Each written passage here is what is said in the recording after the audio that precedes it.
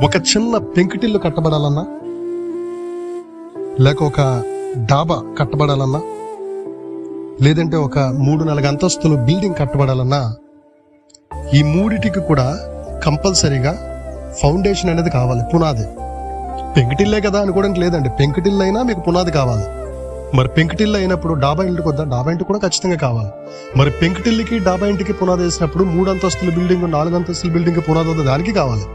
ఏదైనా నువ్వు చిన్న ఇల్లు కట్టుకో, పెద్ద ఇల్లు కట్టుకో, ఎలాంటి ఇల్లు అయినా కట్టుకో, అది చిన్నదైనా పెద్దదైనా ఫౌండేషన్ అనగా పునాది కంపల్సరీగా మనకి కావాలి.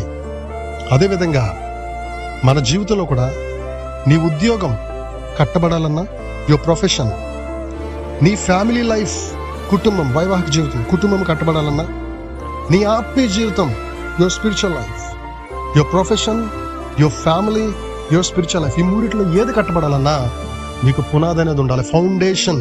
And that foundation is prayer. ప్రార్థన పునాది. ప్రార్థన లేకుండా నీ ఉద్యోగం కానీ, నీ కుటుంబ జీవితం కానీ, నీ స్పిరిచువల్ లైఫ్, ఆత్మీయ జీవితం కానీ ఎట్టి పరిస్థితుల్లో కట్టబడదు. కట్టేసాను అనుకుంటామే, కొలాప్స్ అయిపోద్ది.